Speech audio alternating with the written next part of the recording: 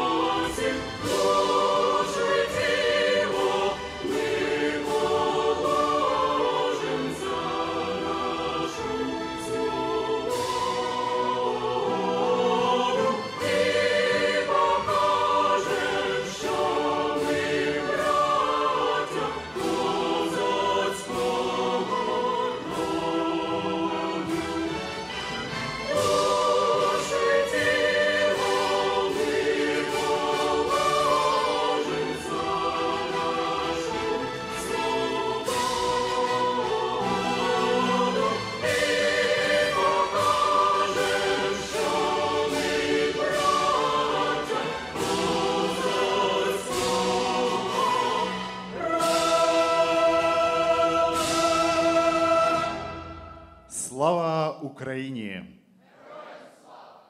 Please be seated.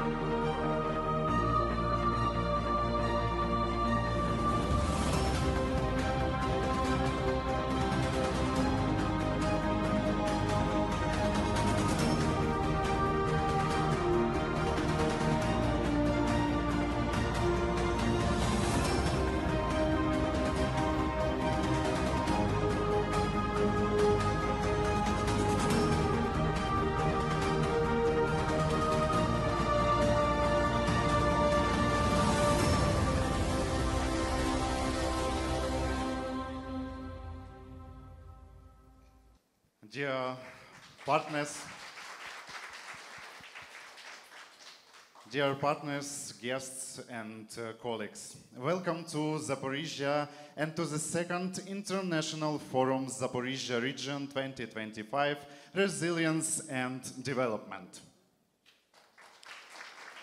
Today we are summarizing our joint work over 2025, sharing intermediate results and shaping the vision for continued cooperation with international partners for the coming months and into early 2026. Our forum is a platform for dialogue, bringing together representatives of government, international organizations, education and healthcare institutions, business and civil society. Here in Zaporizhzhia, we are building a future based on resilience, recovery and development.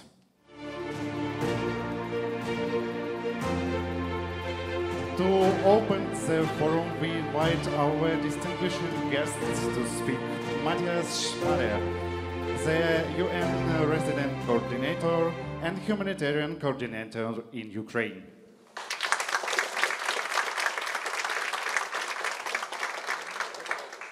Thank you very much. Good morning, everyone. Dear Governor, dear Ivan and team, congratulations for putting on this event. Thank you to everyone for attending, both, of course, from within Zaporizhzhia Oblast and city, but also colleagues that have come from various institutions, including the UN from Kiev. It's really a very distinct honor to be the first speaker here. I want to thank you, Ivan, and your team for the way we started the day. I think we have to remember your country, your people are paying a very high price. And I hope that everything we are discussing today will make sure that that price is not in vain, that there is a better future. We have discussed a lot during various visits whether it's possible to do development work when the bombs are flying against you. And I think it is possible. I've seen it for myself, and allow me 4 or 5 quick factors that I think make development possible and are crucial to a better future. In no order of priority, the private sector and investment. I have once spent almost 3 days here, and I saw some fantastic businesses very close to the front line. A milk processing company that has kept going, a bread production factory, and a fish processing farm. So really, if you have time, you will find amazing resilience, strength in the business sector, and I think we owe it to them in year 4, sadly preparing for year 5, to look at how can we mobilize investment for the private sector. Private sector people often say the critical constraint is people. So of course education matters, and I think as a second factor, vocational education. Educating people, giving them the skills that are needed for business continuity and revival. One of the visits here, you took me to an incredible vocational training facility. It was briefly shown for machine engineering, I think. So again, you know, people think Zaporizhzhia is too close to the front line. These kinds of things are not possible. You have demonstrated results. This is possible. You are training people for a future to be machine engineers. I think a third factor is energy. I have again with some of you seen various attempts, you've made successful attempts to decentralize energy and make it safer. So we need to continue investing into energy because it's needed now. And it is, of course, crucial for business, for education to have functioning energy. A fourth factor for me is government investments. I've always been incredibly impressed through these various visits how much of your own resources you're putting into this. It's truly a partnership where you're not begging at all, in fact. Our international support is complementary and expands what you are putting in yourself. And when you talk to Ivan and his team, you know that is incredible what under conditions of war the oblast at other levels, but also the national government is investing. And then a fifth point is the international support I've mentioned. That's complementary. It's great to see the EU represented here, including the EIB, European Investment Banks, UN colleagues, civil society, including international NGOs, and I see religious leaders are also parked here. It's truly a whole of society effort that is needed and that is represented here. And then 2 more points, if I may. I think an important point of feeling comfortable to invest into your future is not just security, but trust. I was at an event organized a couple of weeks ago by our UNDP colleagues on good governance. And it was interesting, the UNDP colleagues, it involved Kherson, Mykolaiv, and Zaporizhzhia. And it was interesting for me to hear that in a national survey of trust in governance, Zaporizhzhia is far above the national average. So congratulations for that. I think you cannot produce results if your citizens don't trust you. And again, I think an event like this morning it proves the point. One of the slides in that presentation was trust grows when institutions care. And I think I've seen that throughout the more than 1 year of having the privilege to visit here. You care as government of this oblast, and that leads to not just results that we will hear about and have seen already, but to the trust that is needed for investment to take place. Finally, results. You are a synonym for producing results. I never believed it possible when I first came that you can build so many underground schools and state-of-the-art, and that you can renovate hospitals, state-of-the-art. And so results-driven, and I think you and your team always challenge us. You know, don't just come and say nice words, deliver results. We're not good enough at that. And I think a part of this is also then to help government at all levels, including here in Zaporizhzhia, with data. And we are thinking about how can we also work with you to improve the database, to measure what resilience means in very concrete terms, and on that basis then to develop further strategies for adapting to a changing environment.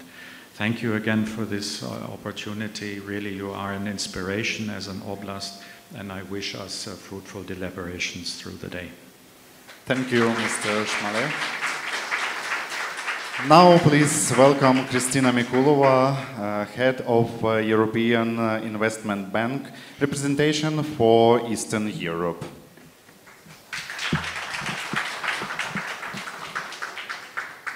Добрий день, дякую вам за запрошення.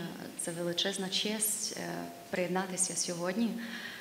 І я хочу почати і вам сказати, що це мій другий раз тільки в Запоріжжі, не останній, але насправді я відчуваю духа воїнів цієї країни, яка захищає всю Європу.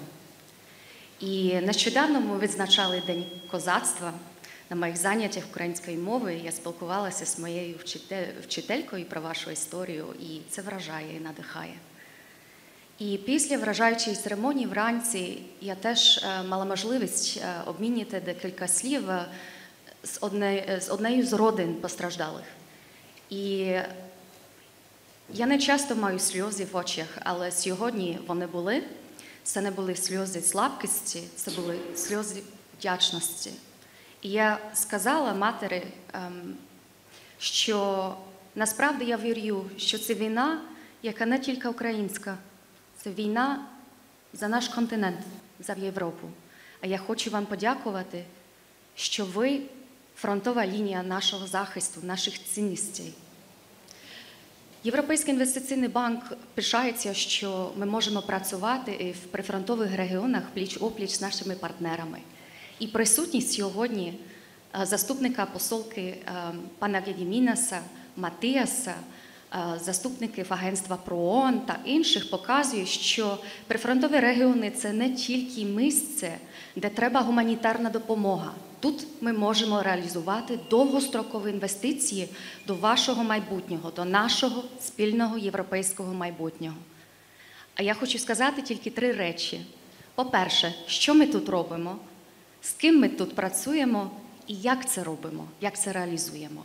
Що ми тут робимо? Відновлення, не треба очікувати кінця війни. Ми вже почали відновлювати школи, дитячі садки, лікарні, ЦНАПи. Вони відкриваються кожні 2 тижні по всій Україні і в Запоріжжі. Тут у нас в рамках наших проєктів з відновлення реалізується вже 9 різних проєктів соціальної інфраструктури. І зараз розглядаємо рекорд 12 заявок від Запоріжжя. І очікуємо результати через декілька тижнів.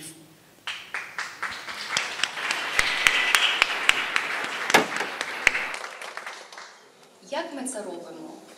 Команда Європа – це не тільки фраза. це спосіб, яким ми працюємо разом. І гарантії та гранти Євросоюзу, Єврокомісії захищають наші пільгові позики, щоб покращити умови для прифронтових регіонів. Ми завжди виділюємо додаткові гранти, тому що ми розуміємо, що ситуація набагато інша і набагато більше ризиків, ніж в інших частинах країни. І пліч-опліч з агентством ПРООН ми теж маємо потужне партнерство. Тут, в прифронтових регіонах, працюємо з громадами, і це нам допомагає реалізувати проєкти набагато швидше. І я хочу подякувати Мониці, яка сьогодні теж приєдналася з ПРООН. І остання річ, як ми це робимо? Ми це теж робимо з нульовою толерантністю щодо шахрайства, щодо корупції. І тут я теж вчила багато від історії запоріжців, тому що в Конституції Пилипа Орлика там покладаються бази антикорупційної боротьби, яку Україна реалізує і під час війни. І я це дуже-дуже поважаю, тому що всі кошти платників податків європейських тут реалізуються, користуються на цілі, на які вони були спрямовані. І це теж поважний результат. Я вам дякую. І з нетерпінням очікую плідних дискусій сьогодні під час конференції. Слава Україні! Thank you, Ms. Nikolova. Please welcome Gediminas Navickas, Deputy Head of EU Delegation to Ukraine, who will now deliver his welcoming remarks. Good morning, and I'd like to extend appreciation for organizing already the second forum. It shows how productive you are. You managed to do 2 forums in 1 year time. So this is also the way how you lead Zaporizhzhia region, Zaporizhzhia city, and thanks a lot for extending the invitation for all of us to be connected here. Today we are talking about future, not about the present, but about the future, and we are here also to express appreciation and say thank you. Thank you, all of you, for what you are doing. What you're doing by defending Zaporizhzhia Oblast, Zaporizhzhia city. You're not only defending your oblast, your city, not only Ukraine, but also European Union. Myself, coming from Lithuania, I know very deeply what it means for defend the country and also build at the same time. Here is the best place where we can speak about reconstruction of the city and how it connects to the local community. So here I think what especially we are from EU delegation here, from EU also to learn from you. What is working, what we need to do better, how we need to connect ourselves.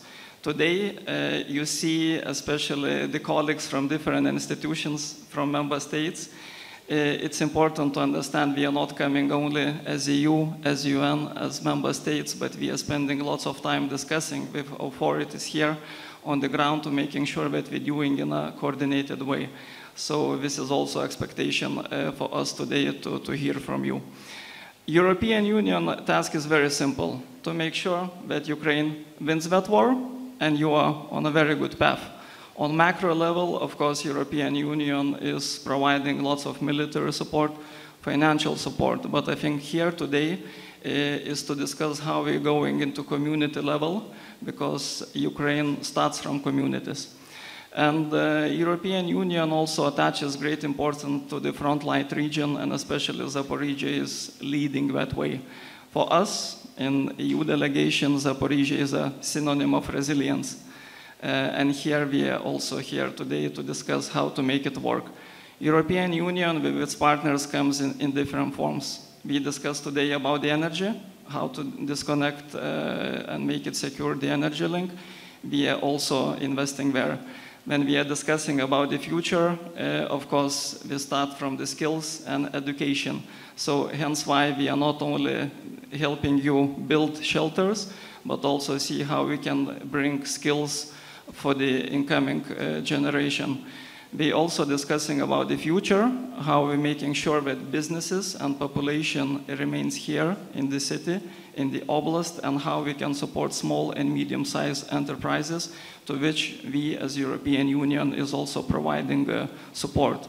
Whenever we speak about the future, and we will develop in the next panels, of course, the future of veterans and how reintegration of veterans can build the backbone of the country, starting from local communities. So we, as European Union, we are involved in every step of the way, and this is only the beginning of our journey. As of now, we are already increasing our lead projects, EU for Recovery, by inserting 100 million, and we are rolling a new program of 50 million euros. But I don't like to speak now about the numbers here only, because what matters is passion.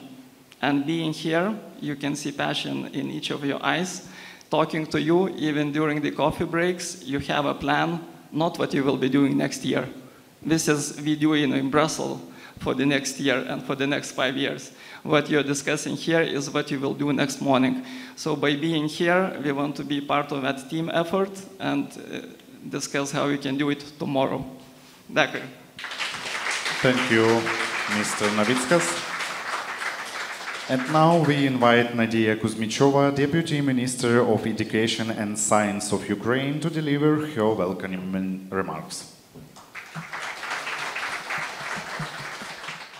Dear colleagues, dear partners, it's a great honor to be here today and to see so many of you who continue to stay with Ukraine, to stand with Ukraine, and especially with the people of the Zaporizhzhia region. Your presence here proves that education also remains at the heart of Ukraine's recovery. For us, for Ukraine government, investment in education, it is a strategic goal, because investing in education will also create the resilience and the future for our recovery. It is rather evident that as for the Ministry of Education and Science, our main three priorities for the next period, for this 25 and 26 educational year, is rather clear and simple. There are three of them. It is about creating and design environment for learning, so where we learn, also what we learn. It is about the content and, of course, who. It is about our teachers. And making a little, going a little in depth in each of these three priorities, I'd like to share what we have right now with the authority of the Zaporizhzhia region. First of all, of course, it is about safety and modernity. And here we invest more than 2 billion hryvnias from the state budget in order to have the opportunity to open 13 shelters in schools right now, and more than 16 are continuing their reconstruction path and will be opened up to the end of 2025. We also invest in the creation of the STEM laboratories. Why? During the war, we invest in creating something new and something innovative, because we understand that by creating such spaces, we give to our children access to real innovation. We show how it is possible to connect what they study in the classroom with the real life. And of course, we shape the new profile of economy of this region by inspiring future entrepreneurs, scientists, and engineers. And here I want to thank you to all our partners and donors, and especially to the UNICEF with the opportunity to design the documentation for our shelters that made possible to show how it is important to shorten the reconstruction period. And the Zaporizhzhia region is the best example. And without any hesitation, I can say that they are leader in showing how it is possible to use the existing resource and to connect them with this reality and transfer to the result, into the result. I also want to thank you, UNICEF, for the support learning centers, for the support by generators, 75 schools previous year, which make possible to stay and be safety places for our children in previous period. Second, learning content. Of course, here we continue to prepare for the implementation. Very important part, it is upper school education. And it is about what our children will study. And we prepare right now during the war because we understand that it is a basement of our economy, of our resilience. And the third part, but maybe the most important, it is about our teachers. Of course, we understand that any reform, any changes that we made will never be the reality if the concrete teacher will come to concrete audience, take the concrete content and will make a magic. And this magic is in eyes of our children. And here, Ministry of Education launching the initiative Money Follows the Teacher, which gives the opportunity to our teachers to use this money in their how they see it, and it will be possible to do starting next year. Besides that, right now, all teachers who work in person in frontline region have additional 4,000 hryvnias each month. It is a small but meaningful recognition of their courage. But perhaps that matters the most, it is the spirit behind all these numbers. Because here we see not only the reconstruction of buildings and schools, it is rebuilding confidence and opportunity. I want to express my deep appreciation and thorough appreciation to Ivan Fedorov and all his team for the leadership and vision. And it is really the truth that this region is an example for whole country. How it is possible for local authority with the state and with the international partners to make possible and to give to put education at the part of this recovery, and how it is possible to create without waiting the end of the war. So thank you very much for your partnership, for your trust, and for your believing in Ukraine's future. Thank you. And please welcome Ivan Fedorov, head of Zaporizhzhia Region State Administration. Dear partners, dear friends of Zaporizhzhia region and of Ukraine. First of all, I want to start with my deep gratitude to our armed force of Ukraine. Morning, we start with it. Thanks of them, we are here today in Zaporizhzhia, just 30 kilometers from the front line, talking about future and build it together. I'm also very thankful to you, our partners, to being here today. What is very important in person. Your present means bravery and truth partnership together with us. Today we are here to look back at our joint work over the year and to plan what we will do and next year. Everything we do is decided to what our peoples really need here in Zaporizhzhia. Zaporizhzhia region is home for 900,000 people. To understand this better, Luxembourg has only 660,000 peoples. So when we say the needs of our people, it is the request of a whole European country in numbers. What do people care almost? First, safety. Then healthcare and education. And of course, mobility and daily comfort. How do we respond to their needs? Together with you. Since our last meeting in just 9 months ago, we have had over 60 meetings and signed 15 agreements. And most importantly, all of them already working on the ground. Together with UNDP and government of Netherlands, GIZ, UNICEF and THV, we are rebuilding the region energy system. This year, tens of cogeneration units, generators and solar stations now there in head of the light in schools, hospitals and shelters. A lot of work is also happening in the water supply system with UNICEF, IRC, EIB, UNDP, almost 900,000 people now here sustainable have access to water. Infrastructure recovery.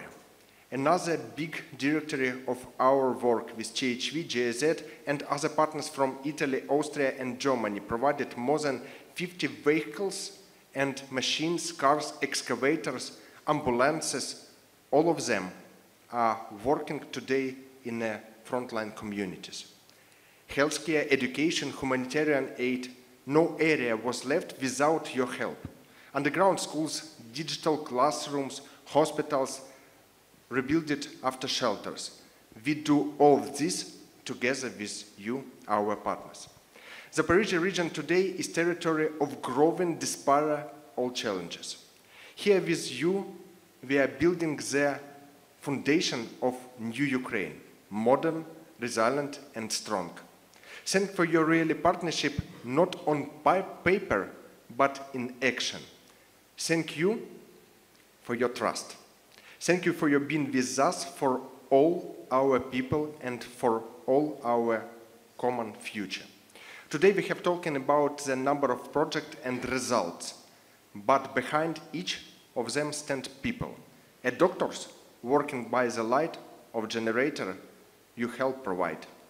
Children learning in shelters, building with help of your support. Rescue services using new equipment sent from your communities. That is the true meaning of the cooperation. Yes, Zaporizhzhia is frontline region, but even despite the war, changes continues. We are grateful to your support for our humanity and for your fighting with us. We may speak different languages, live under different flags, and follow different traditions, but we are united by our common values, in our belief of freedom, in our respect for life, and in our conviction that good is always stronger. Zaporizhzhia stands strong, Ukraine stands strong, and with partners like you, we will win. Thank you. Slava Ukraini! Thank you, Mr. Fedorov. The International Forum Zaporizhzhia Region 2025 Resilience and Development is a leading event in our region, a symbol of unity, resilience, and sustainable progress in time of great challenges. We thank our speakers for their powerful words of support and their vision for a future built on partnership, resilience, and shared responsibility. Zaporizhzhia region continues to demonstrate effective collaboration with international partners, and today we will see concrete result of these joint efforts. Let's move on to the first panel discussion, achievements and results of joint projects with international partners. And please welcome the moderator of this panel, Matthias Schmale, UN Resident and Humanitarian Coordinator in Ukraine. Welcome to our speakers, Munir Mamedzadeh, UNICEF representative to Ukraine, Regina Harchenko, Secretary of Zaporizhzhia City Council,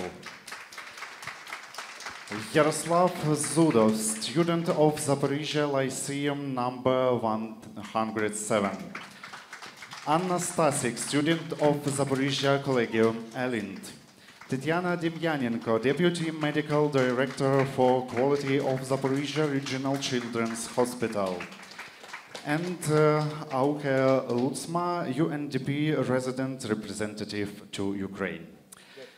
In this session, we will hear stories of projects already changing lives across the Zaporizhzhia region in education, healthcare, youth policy, and local governments. Have a good discussion. Thank you very much. I think as moderator, my main job is timekeeping. And maybe you picked me because I'm German. I will try to do German timekeeping, and good luck, Munir says.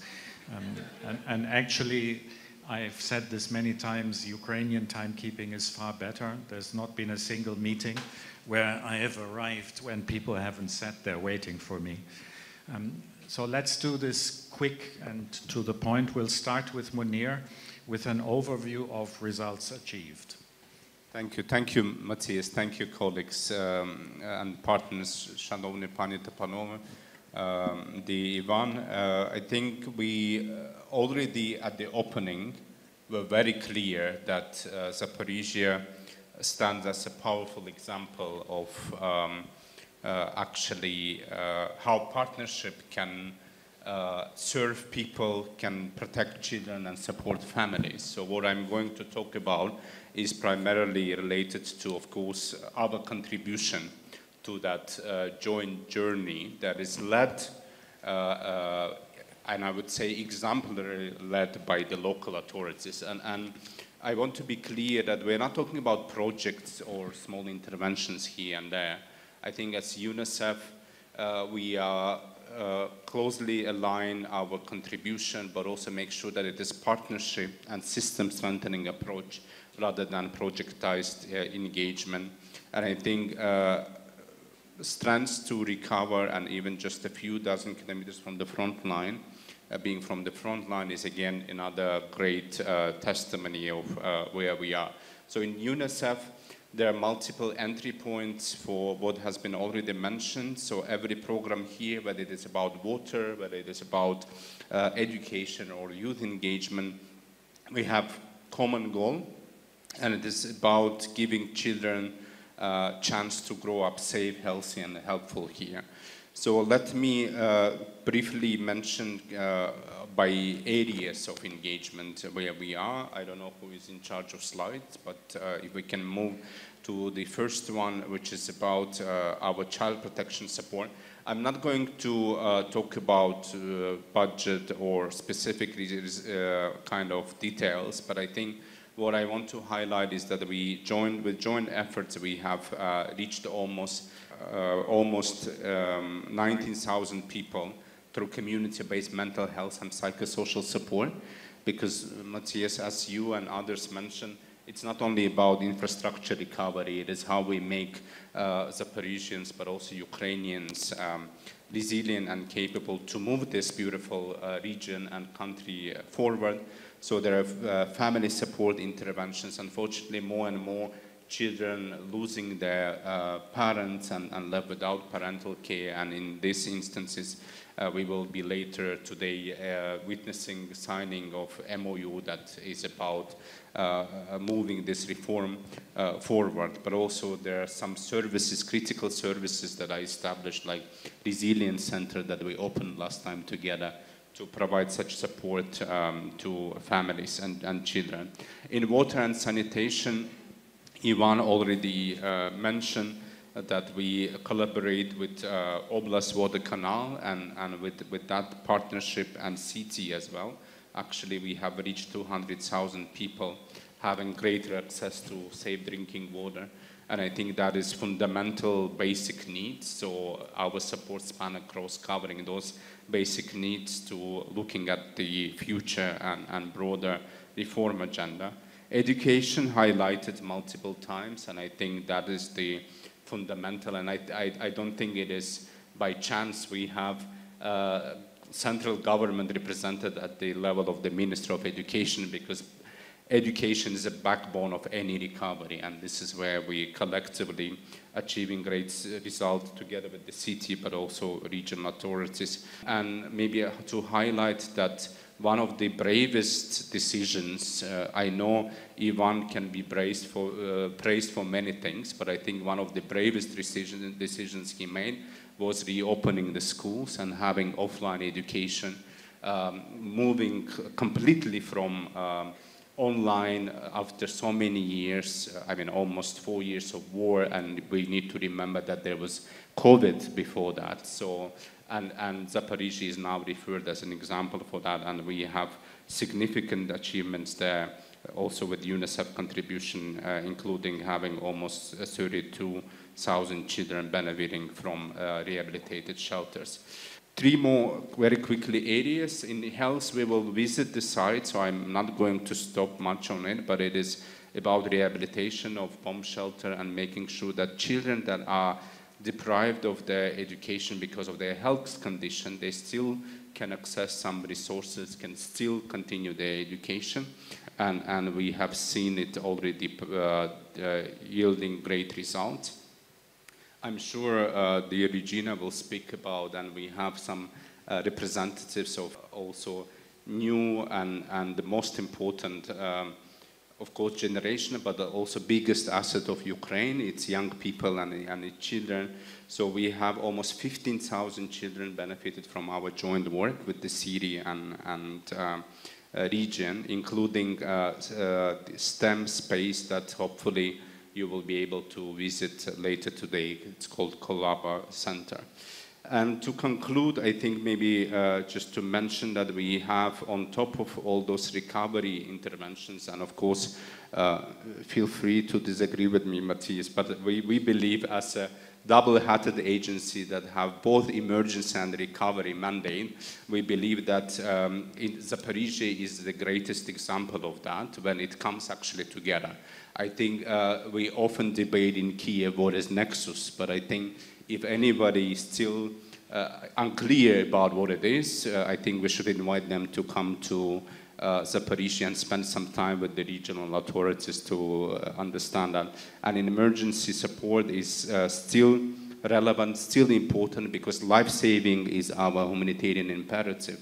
And on top of it, of course, having recovery projects as well. And this year, with support of Germany, we have also agreed to select additional ramadas in the oblast to look into recovery agenda. So let me finish by basically highlighting that achievements I was talking about, I think they belong to people of Zaporizhzhia, not to UNICEF, not to any other agency or partner or entity, but the people of Zaporizhzhia, to the teachers who keep schools open, to the families who stay together, and to the youth who refuse to give up. So thank you very much, and looking forward to further exchanges.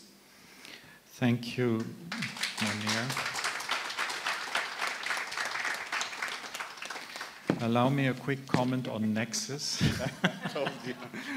I don't even know if that can be translated into Ukrainian, the word Nexus, and I hope that our religious leaders won't be offended when I will quote a high-ranking EU official, not present, who once told me Nexus is like religion. Many believe, few practice. And I think when you come to Zaporizhzhia, you see it in action. People practice it here, so we actually agree. If the panelists allow, I would like to follow the order on my list rather than how we are seated, and go to the people that are at the center of this first, the two students, if I may, if they are ready. So, Yaroslav, over to you. Yeah, thank you. Hello everyone, my name is Yaroslav, I'm 16 years old and I'm studying here in Zaporizhzhia, the frontline region. And recently I had a very interesting experience, so I would like to show you one video.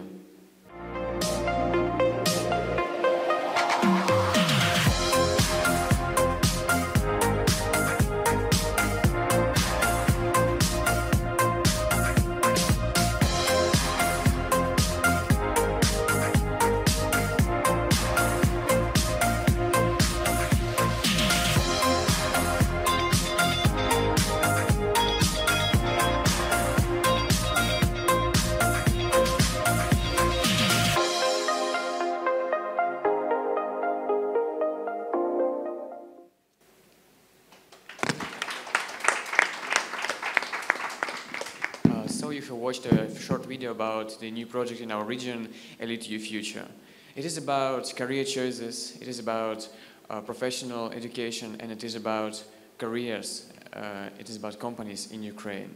The main goal of this project is to shape a new generation of young leaders, talented, responsible and self-confident leaders who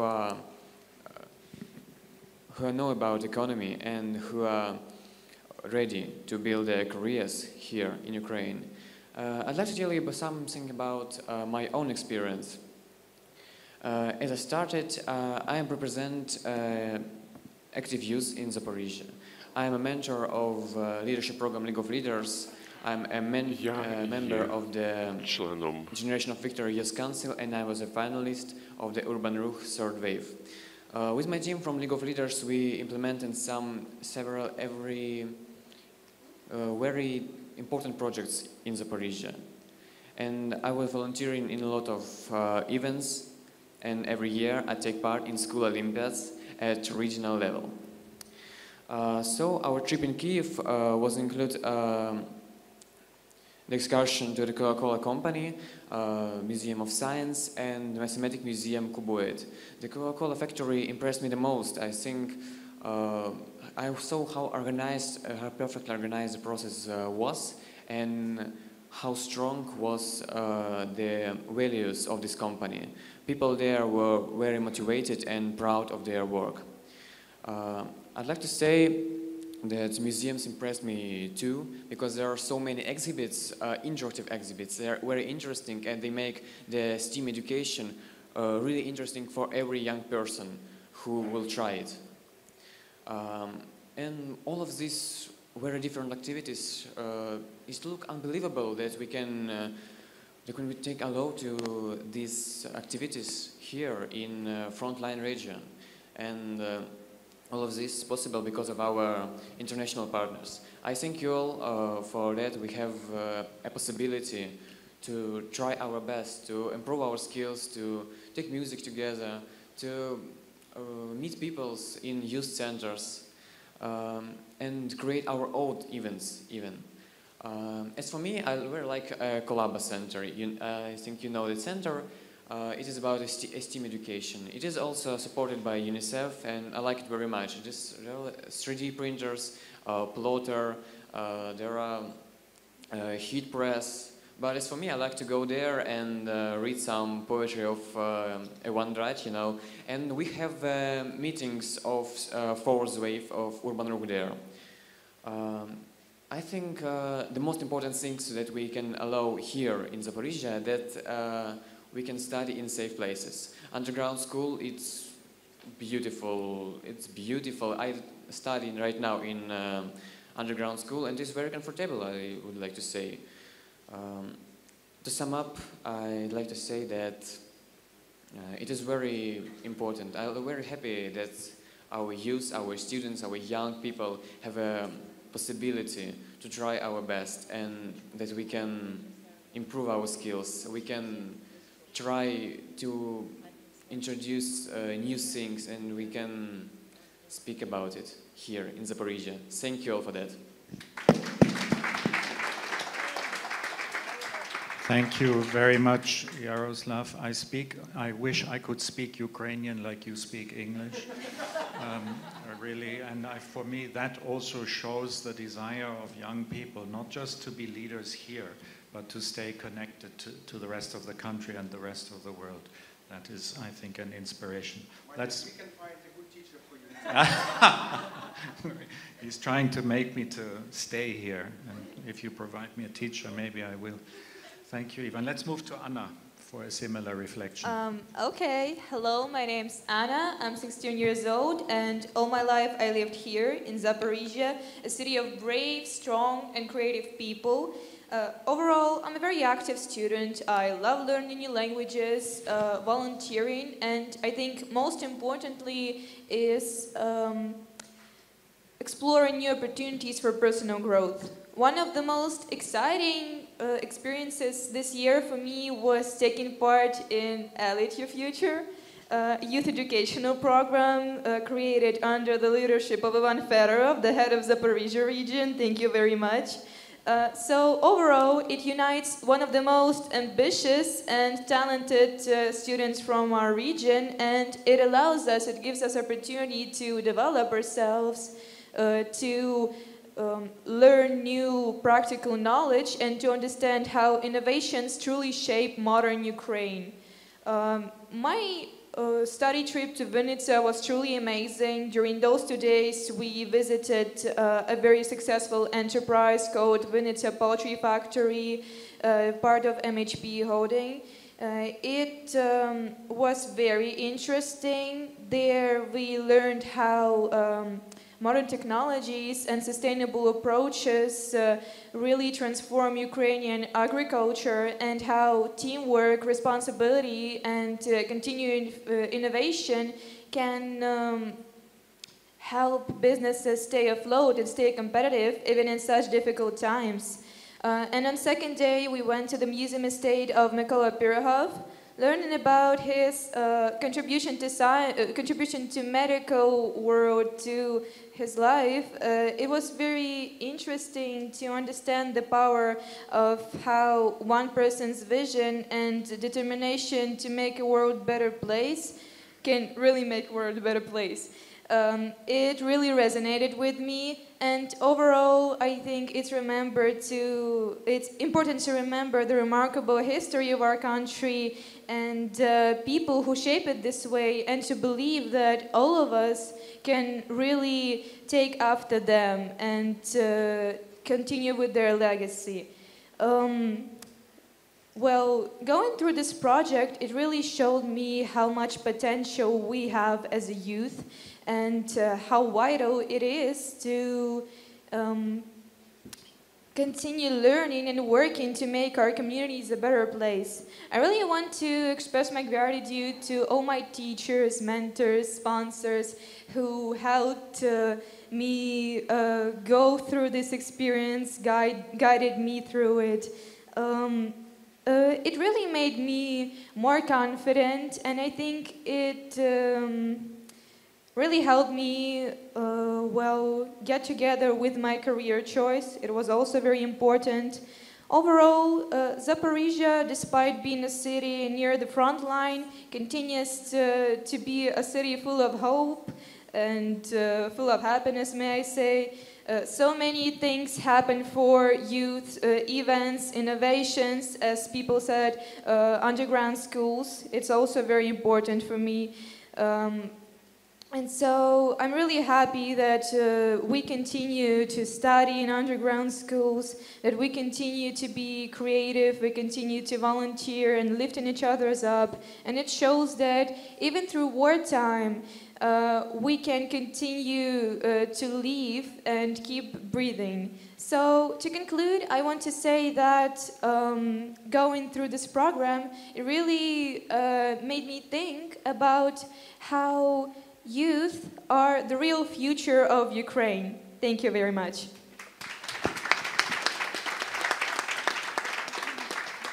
Thank you, Anna. Like Yaroslav, I think you've demonstrated that Ivan and his team do not need to worry about future leaders.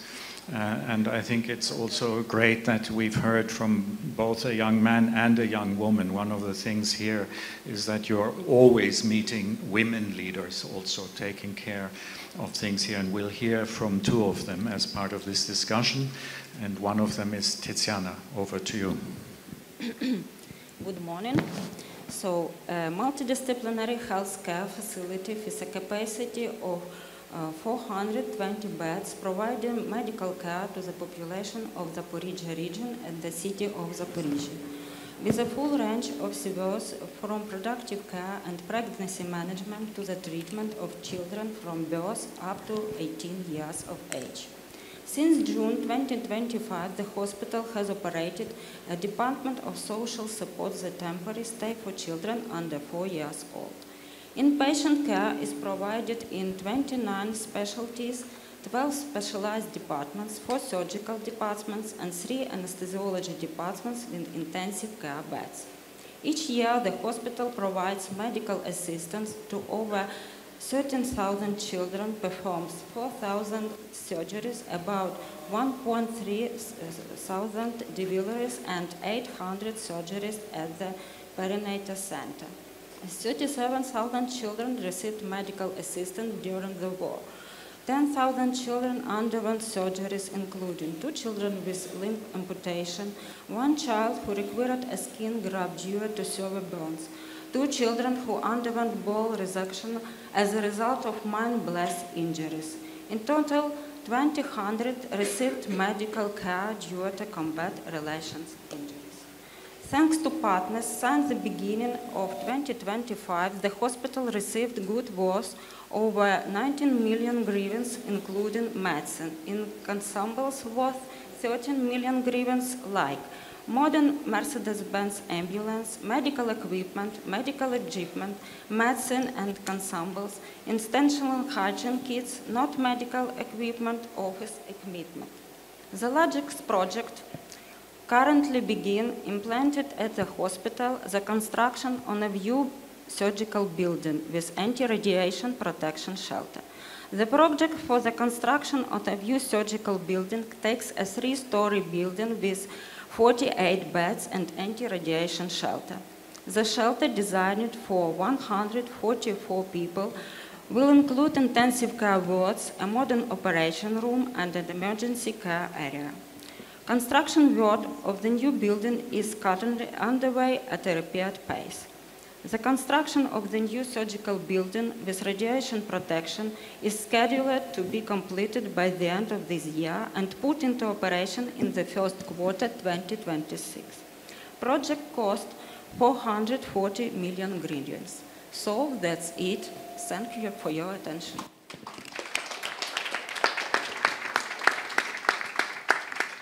Thank you, Tiziana. Apart from the infrastructure that you showed, I find it incredibly impressive that 1,000 to 1,300 children have been born. Yes. So in the middle of war, you give new life and you do a lot to protect it through good health care. We have Auke on the list. Auke, is online. Auke is the UNDP representative who replaced Jaco. Yes, he is online. Can you hear us, Auke?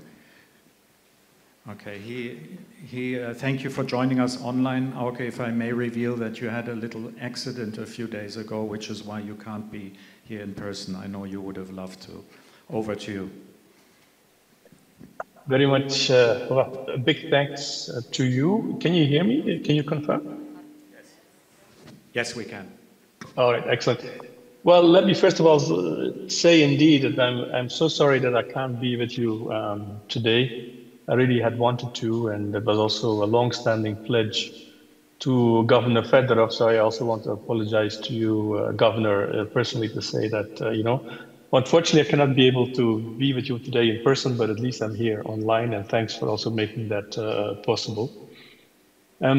Just let me keep it very brief, and I want to say a few things that we do to support you in Zaporizhzhia, but also all across Ukraine.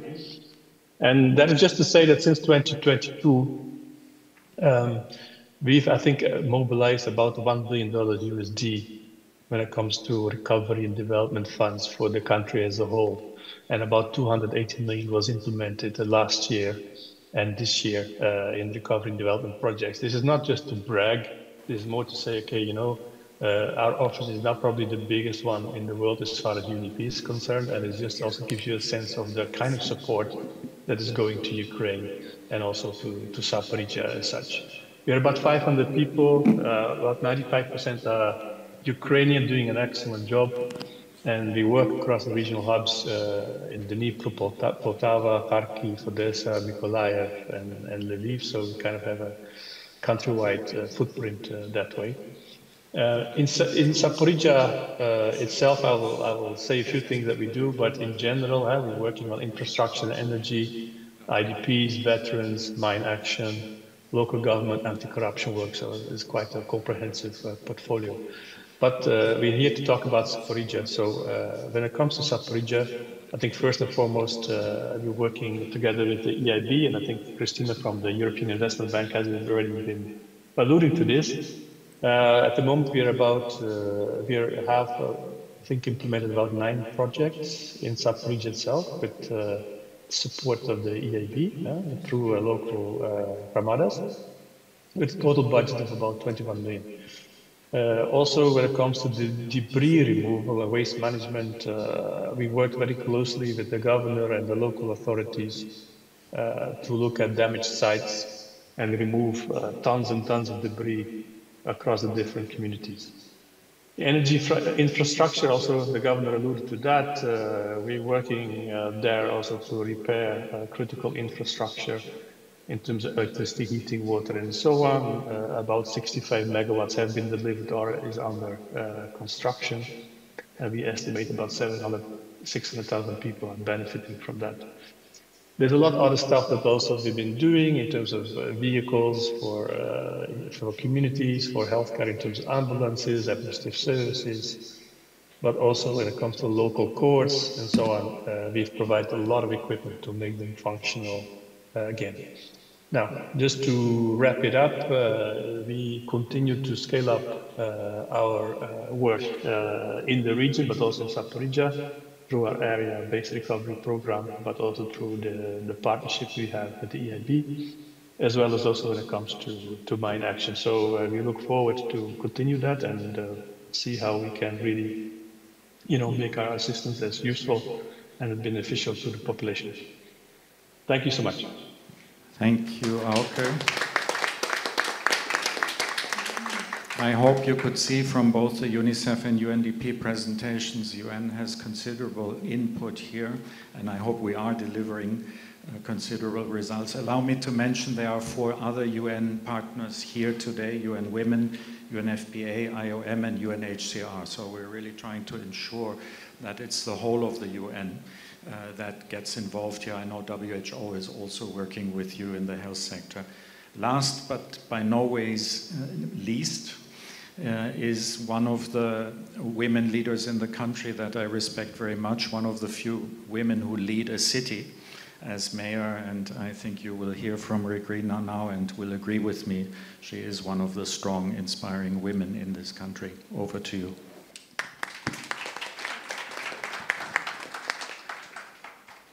Dear friends and partners, thank you for staying with us. Even in these years of war, when every day can begin with explosions, you stand by our side. Because of your support, Zaporizhzhia is not just holding on. It's alive, growing, and building its future. Our city continues to live and stay strong because we are not alone. You, our friends and partners, help us only through funds, but also with everything we need to save lives and ensure stability, from generation and machinery to employment and supply. In 2025, Zaporizhzhia received 27.8 million euros and aid from international organizations. This contribution supports thousands of people and keep our city running. Користуючись нагодою, я хочу принагідно подякувати всій команді Запорізької міської ради, всім заступникам, керівникам комунальних підприємств, районним адміністраціям, тому що ви сталеві люди і місто тримається на вас. Однак допомога партнерів є вкрай важливою, тому що вона надає можливість зберігати як життя, безпеку та ресурс. Our unitly workers in the heat supply sector are true heroes. They are the first to respond after shelling. They prepare damaged systems and ensure that the heat supply continues to reach homes, schools, and hospitals. Without your support, this would be impossible. Thanks to international aid, our unitless received the machinery and employment needed for repair and maintaining stable heating services. Because of our joint effort, the city is now fully ready for the new heating season. Water is alive. Even during missiles attack, our water supply never stops. Together, we have ensured that the people of Zaporizhzhia always have access to clean water. New equipment, materials, generators, and machinery for the municipal utility water canal, all of this has become possible thanks to support of USAID project and the government of Japan, Korea, and European Union. This is not just technical assistance, it is united efforts to save life. We are truly grateful for this support. This year, Zaporizhzhia has taken a historical steps toward energy independence. Night cogeneration gas engineer plants are already operational, delivering neat 10 megawatts of power. This became possible thanks to GIZ, the government of Netherlands, and UNICEF. By the end of the year, we will have 44 such plants in total, providing the city with a fully independent energy source. Almost 700,000 people will benefit from this. Lighting up the darks. Zaporizhzhia remains strong and resilient. Thanks for your support. Together we are carrying out the street lighting reconstruction project in Dniprovsky Street with a budget of nearly 764,000 euros. I am grateful to all of you who help us create a safe, warm, and brighten Zaporizhzhia. Our city feels every act of your support. Thank you for loving Zaporizhzhia as much we do. You will forever remain in our heart.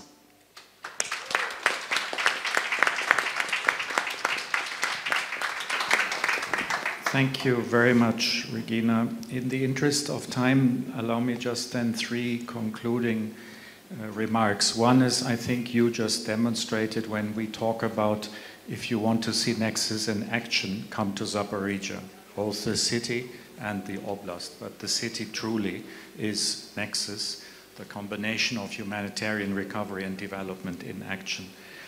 When you thank the international community, I am always reminded of an American president, I think, who once said it takes 2 to tango.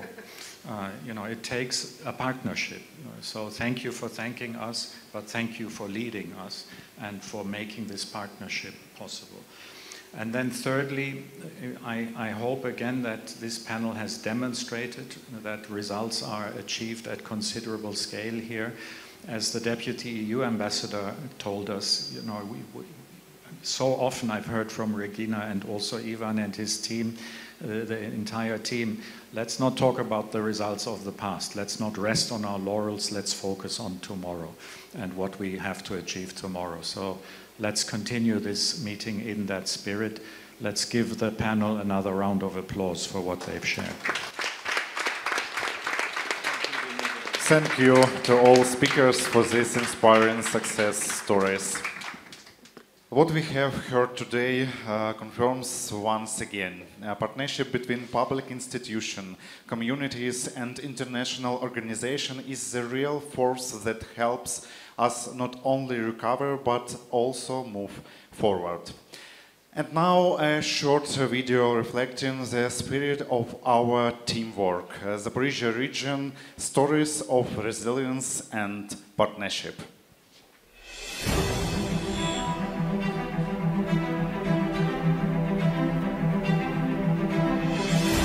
Many thanks to our international partners for the help they have given us. We received help from the international organization USAID and from German partners.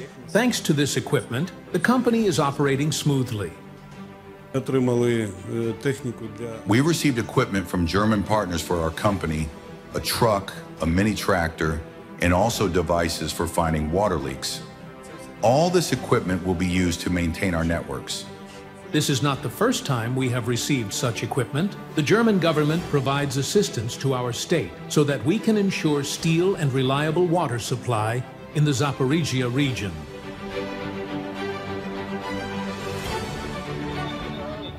This vehicle was provided by UNDP.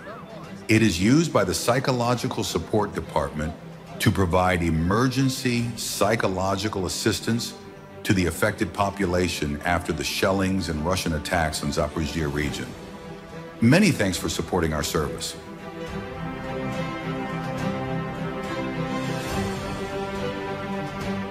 We are very grateful to Italian partners for their help.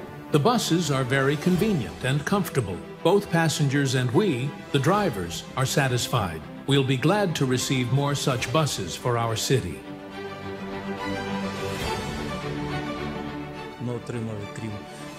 In addition to medicines, we received incubators for the delivery of very premature babies, mobile devices for women with disabilities, breathing apparatus. So, this is significant material support for medicine in our region. Many thanks to the UN Population Fund,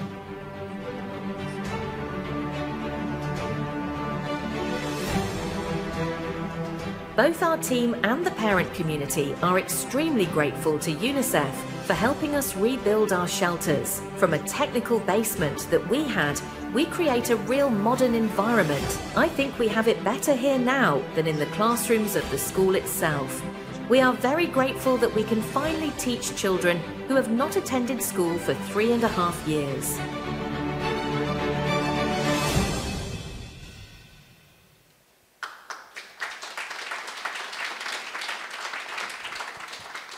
We have just seen that every initiative has one common goal: to make life in Zaporizhzhia safe, stable and dignified. But development is an ongoing process. That is why we now move to our second panel, focused on the next steps in cooperation, planning for late 2025 and early 2026. Please welcome the moderator, Mir Maimedzadeh, UNICEF representative in Ukraine. Welcome to our speakers, Olena Shuk, head of Zaporizhzhia Regional Council. Kristina Mikulova, head of the European Investment Bank representation for Eastern Europe. Gediminas Navickas, deputy head of the EU delegation to Ukraine. Elsa Hostad, deputy head of mission embassy of Sweden. In this discussion, we will define key directions to maintain development momentum, expand partnership and strengthen the effectiveness of our joint actions in 2026. Have a good discussion. Thank you. Just a little warning that I'm not German nor Ukrainian, so no promise to handle it on time. So great to have that conversation. And since morning we were hearing that in Zaporizhzhia it's never about past, although we are so glad to celebrate so many achievements, but it's all about what is coming next and what are the challenges we have. And maybe some compliment to what Matthias earlier mentioned, so it takes two to tango, but I think in case of Zaporizhzhia, it's like Vienna Ball, because it has so many of us engaged and synchronized under one specific maybe conductor, or I would also highlight that the conductor himself, in this case Ivan, is, by the way, for those who don't know, is managed by very strong female leaders on the ground. So, and here, in addition to the support, maybe something that I wanted to highlight, we always hear appreciation to organizations like UNICEF, UNDP, we have IOM, UNHCR, UN Women, UNFPA, but none of our engagement or support is possible without donors. And generous support we're getting from them. So it's great to have this panel shared with all of you. And of course, we also have civil society representative. I wanted to highlight their immense contribution because, again, from one end, donors enable us to support local authorities to deliver results, but they cannot be delivered without our partners and strong civil society and community leaders. So thanks to all this solidarity.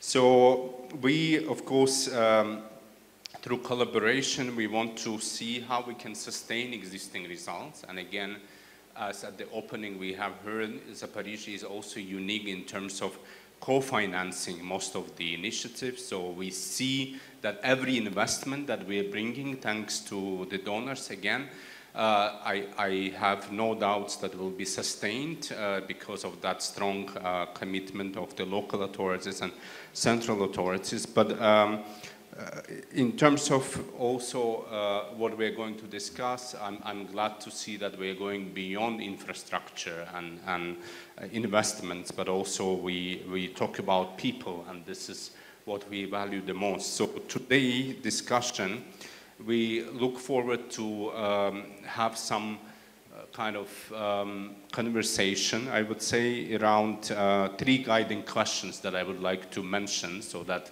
your contributions can help us to shed the light on those. So how we can maintain essential services for the city and entire oblast, families and of course children, under continued security pressure, because this is something that we need to remind ourselves that the day-to-day realities of the war.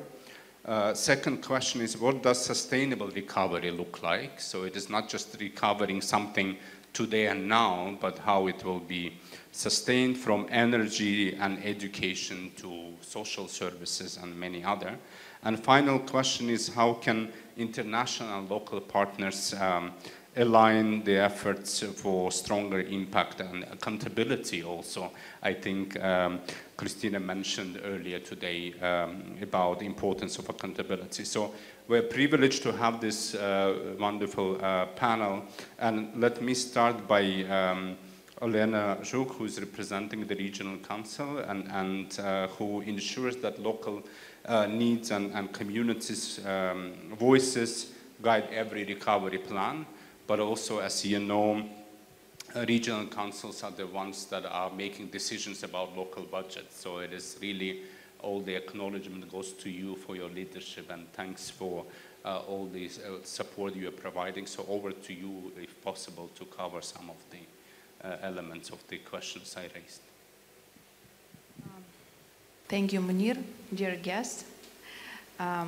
Actually, today we have a very small presentation. It's not even a presentation, several slides, as small as slightest glimpse to our plans for development, for resilience.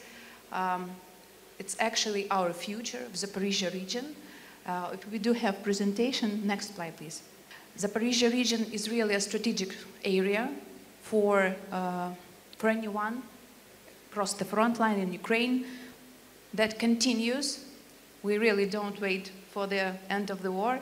As our colleague said, we continue active recovery. The goal is to build very resilient and very long-lasting infrastructure, strengthening human potential, and ensure a decent quality of life for all the residents. The key facts you see: over 100 institutions restored, it's also over than 300 humanitarian facilities delivered, tens of thousands of residents supported, and hundreds of energy and social projects underway. On the right side, you see the 5 key approaches, for which is called Zaporizhzhian approach, for the most basic and the most vivid elements of our lives today. Human capital, which is youth, education, veterans, social support, of course, one of the main priorities, internally displaced persons and communities. Medicine, healthcare, energy resilience and transparency, anti-corruption, and digital governance. Veterans reintegration, we understand that only because our armed forces, we can easily sit here today and prolong the future project, prolong with our development, prolong with our resilience, and so on. We have a project so-called Restoration of the Veteran Pro-Community Space. The goal is reintegration of veterans into civilian life, support for families of fallen defenders, and development of veteran entrepreneurship. Expected results: now already in Zaporizhzhia regions, we have 78,000 of veterans in the region. We expect them to be much more. Creation of an inclusive, multifunctional space, not only for veterans, but their families too, and promotion of a positive image of veterans in society. Healthcare. Actually, this is only a smallest glimpse to the project we do have in mind, but those are construction of a new surgical building for the Children's Hospital, as my colleague represented it. It will result in 5,000 surgeries per year. It's almost 320 beds, and shelter capacity for 500 people. Reconstruction of the rehabilitation center, 150 beds for war-affected patients. Why we do mention war-affected patients? Because it's not only veterans, but members of their family and so on and so on, all over the community. Modern diagnostic equipment like MRI and CT for early detection of the children's diseases, and international medical training programs, which is one of the most unique and our exquisite parts, because unfortunately this costs our citizens a lot, but our surgeons have the most unique expertise, and for now we're already taking several steps, and we already are having one of the most unique programs in the world, because our surgeons are very known for curing polytraumas, traumas, injuries, and so on. As a result, the medical system is ready to meet the challenges of war and especially post-war recovery. Next one, please. Energy resilience, which is another big question. Project is reconstruction of power supply system using solar energy, and expected result installation of 20 hybrid solar power plants, energy independence for key water supply facilities, reduced operational costs, and benefits for almost 200,000 residents, which is 1/4 of the Zaporizhzhia region civilians living here now. Strategic goal, implementation of distributed generation and renewable energy. Cogeneration units, which is another big deal for the Zaporizhzhia region. The goal is to ensure the region energy independence and increase energy and efficiency, and the expected result is 40% increase in energy. Providing one-time cash assistance for solid fuel, one of the latest challenges. The thing is that during this heating season, which is getting very close, we have almost 23,000 of households. It's across the region. 7,000 households, it's data shared with partners for processing, so it's in process already. And almost 13 households still in need of assistance. And that is one of our basic needs, because the heating season is coming very, very soon. Support for internally displaced persons is absolutely outstanding question, because really it's an obligation, or in Ukrainian, borg, of us, central government, local authorities, before the people that left and abandoned everything and their homes and came and support Ukraine and live on Ukrainian territory.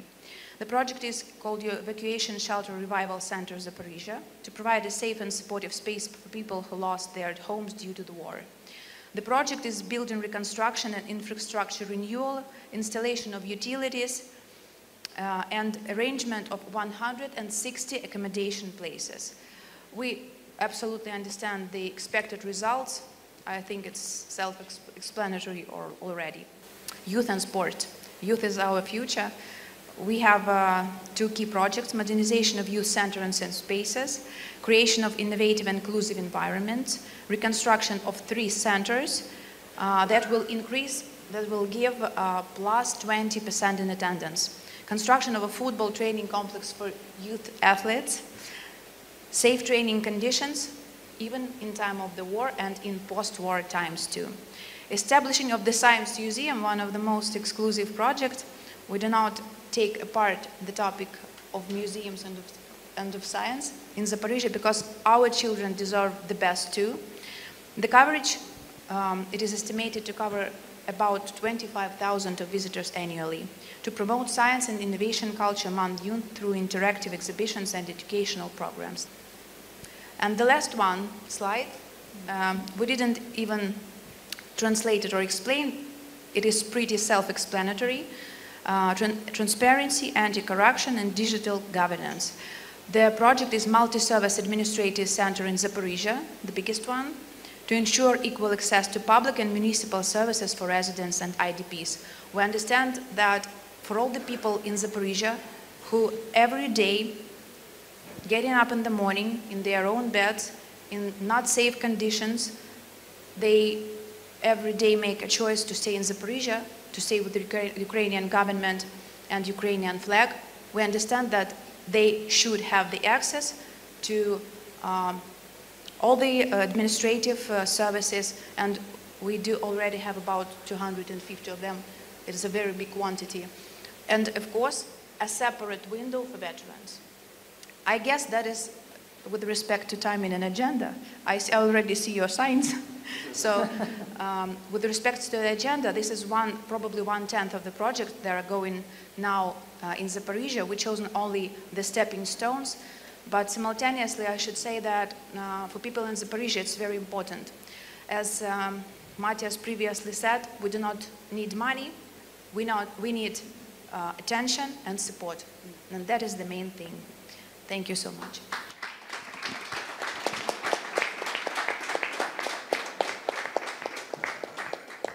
I noticed how Ivana was looking at you when you said we don't need money. No, thank you, and thanks a lot for highlighting again the issue of veterans. I think we don't talk about that enough. I think on top of having, of course, the region being in the front line, real front line, on top of it, hopefully one day when there is a deal or ceasefire, the issue of veterans and their family members, not only veterans themselves, would be of paramount attention. But also we need to look at how we can make Zaporizhzhia attractive for new generation to stay, for people to return, but also hopefully have some of the positive signs of addressing demographic challenges that the country is going through. But thank you again for your inputs, but also a good reminder that winter is coming, as it was often reaffirmed in the Games of Thrones, so it is really approaching fast, and we need to put our efforts together to support, including IDPs and other vulnerable groups. So let me turn to European Investment Bank again, whose support to energy, special and infrastructure projects been crucial for regional resilience. So Christina, if you can tell us what are the plans, and I know that you already started looking at them for the next year. Over to you. Thank you very much for the floor. I'm really humbled that I'm following you. It will be big shoes to fill. I love how we ended on the note that we don't need any more money, and then you turn to the banker to continue. And I also love how Matthias and Munir both got us started with this tango metaphor. And you know what? I'm a tango dancer. I actually started dancing here in Ukraine. And to be a tango dancer, you need two things. Not just the two people. You need a leader and you need a follower. And both of them are equally important. They call it Zaporizhzhia. So here, very often I feel like it's Zaporizhzhia that's leading and European Investment Bank is following. But like I said, both are equally important. And also I want to challenge this notion that we just need two to tango. In fact, we need a village, we need a community. When you go and dance tango to a milonga, you don't just bring one person you're going to spend all the time with. Actually, anybody can ask you to dance, and you can also ask anybody to dance. And when you're asking them to dance, you're not just asking them to dance, but also for them to trust you. So as a banker, very often I have to think in terms of different currencies. How many billions hryvnia, how many millions of euros are needed for investment here? But to me, trust is really the most important currency of them all. So building on this metaphor, as I don't have slides, and I don't have them on purpose because I would like you to be looking here, not behind me, not down, in order to avoid any distractions, I like to give my presentation always this three-point structure. What we're doing, how we're doing it, And then in this case, as we're looking towards the future, what lies ahead. So what we're doing, we already discussed our recovery programs in the overall sum of 740 million euros across the country, north, south, east, west, bigger cities, smaller communities. It doesn't really matter.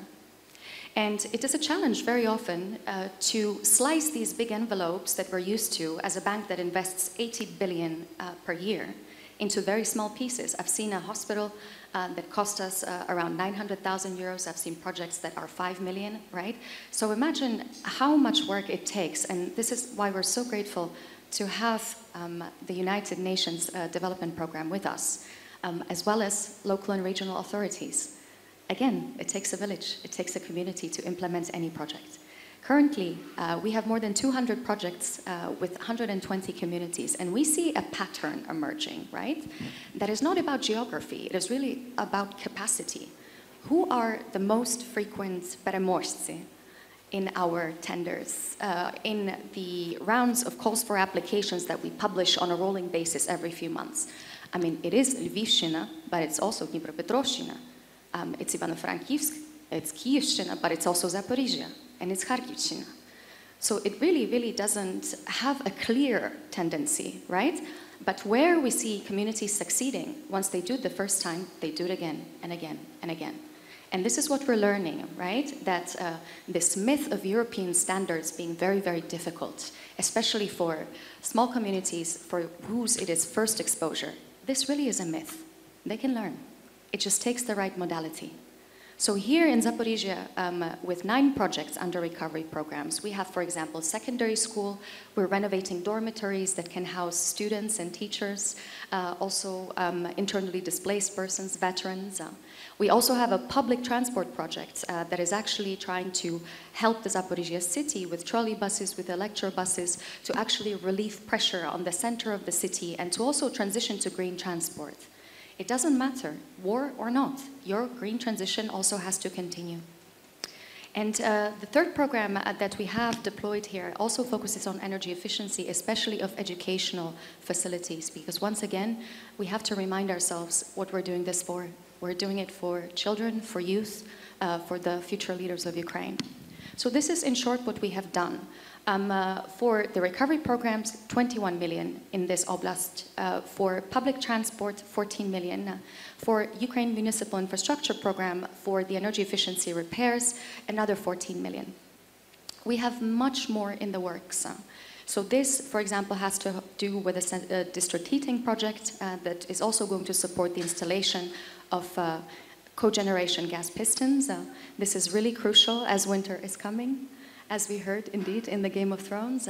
We're very happy that we have a chance to put this in place in time. And here, Zaporizhzhia is really, really helping us. Because very often, I'll be open with you, maybe because we're so used to working on EU markets, this is 90% of what we do. We're called the slow bank outside of the EU. But if we have a fast partner, and we're back to Zaporizhzhia, we actually are pushing each other to advance at a more rapid pace. So this leads me to what we have learned and how we're doing things. That's my second point. So let me just maybe recall the mandate of the European Investment Bank for those of you who could be less familiar. So like I just said, very importantly, we're mostly the Bank of the European Union, and the vast majority of what we do is inside. And then we have 10% outside. But this is really critical, you know, in a world and in a moment that entails a lot of uncertainty. You have an institution whose shareholders are just the member states of the European Union. And there's absolutely no doubt in the European Union where your future is supposed to go, right? So if some people say multilateralism is in crisis, European Union, European Investment Bank has absolute clarity about how we want to support you to go from the 10% that's out to the 90% that's in. So we are and hope to be your bridge. And how we work also in the European Union is a lot about cohesion, zhurtovanist. And this means we are helping regions and communities all across different EU member states, and we are doing that here. It doesn't matter whether you're the EU frontier, close to the borders with the European Union, or you're the front line. We work across. And again, we're trying to make sure that the conditions, for example, of our concessional loans or even subventions adequately reflect the conditions that you're in. So you have to have a different approach to a region that is here and to the region that is on the border with Hungary or Slovakia or Poland, right? So this is one of the major lessons learned. So for example, in our district heating operation, that entails 100 million to Kreksin Bank and 70 and 60 million to two other banks, Oshad Bank and Ukrgaz Bank, there will be different conditions for frontline regions with a notable grant component that is going to make it easier for them to implement, right? The other part of zhurtovanie, of cohesion, is that you work with communities big and small, right? Again, so it's not just capital cities. It is also small communities that need to be connected to their capitals, need to be connected to the neighboring oblasts and to the rest of the country. So this leads me to what lies ahead, what's next, what we're planning for in the future, right? This is what we've done. This is what we've learned. Now, what do we plan to do? We already on the previous panel spoke about an informal chat that we had over coffee before the start of this forum about energy security. Here, you may know that European Investment Bank is alongside EBRD, European Union, that is always our backer through the European Commission and our member states with guarantees and grants, a big supporter of the energy sector. Again, very important for winter. So we just signed 300 million with Naftogaz for the purchase of gas for the next heating season. At the same time, we are not fully relinquishing our mandate as the EU Climate Bank. Once the emergency is addressed, this investment will have to be flipped into decarbonization and green capex, right? So this is how we're trying to balance between short-term needs, crises, emergencies, and a long-term vision for what Ukraine will be as the member of the European Union. We also work with Ukrhydroenergo, and here I think this is really important because we signed with them in the summer at the Ukraine Recovery Conference in Rome, 120 million, the rehabilitation and upgrades of 3 stations, and one of them is Dniprohes. And what I would like to see is what I've seen in the Dnisterhes, for example, where the majority of the new capacity is being built underground. And this is something that really is the infrastructure of the future. The only other country where I've seen this is actually in Korea about 10 years ago, where I was also speaking at a conference on behalf of Slovakia, and I was visiting the demilitarized zone between the 2 Koreas. So you see this resilience, these very novel approaches that are almost futuristic, right? Like something out of the book or movie Dune, which I absolutely love, so that's why I'm using it as a reference. So this is one of the examples of what we could do together, and there's much more. I will end on the note of connectivity, which is also a big priority for us, right? So we want to be this bridge, like I said, for Ukraine to go from the outside to the inside of the European Union, to build roads, railways, border crossing points that will connect you to your neighbors, electricity interconnectors. For example, the one with Romania is already being prepared, right? So this is it, Munir. I know I have taken up a lot of space, but just one more minute. Anna and Yaroslav, I don't know where you're sitting. If you're still here, hi. You know, when you were speaking, I reminded myself again and again why we're doing this, right? And why I'm so happy to be working here, why I choose every day to be here. When I was about your age, a bit younger, I think, I arrived in the United States as a teenager on only my 2nd plane ride in my life. And it was September 2001. And just in a few weeks' time, the world changed. And I remember sitting on a lawn in my beautiful boarding school, just with my journal, writing thoughts down, thinking about nothing in particular. And I saw this stream of kids and teachers flowing into the theater that we had, the auditorium, where they were about to announce the terrorist attack on the Twin Towers in New York. And it was absolutely surreal. I don't think I understood the implications back then. I certainly understand them now. And when I heard you speak, because the full-scale invasion is another moment when the world changed, I was really, really impressed with your wisdom, with your leadership. And if you are interested in keeping in touch, I'd be so very happy to talk to you about your plans and give any advice that I may possibly have. Thank you very much. Thank you, Christina.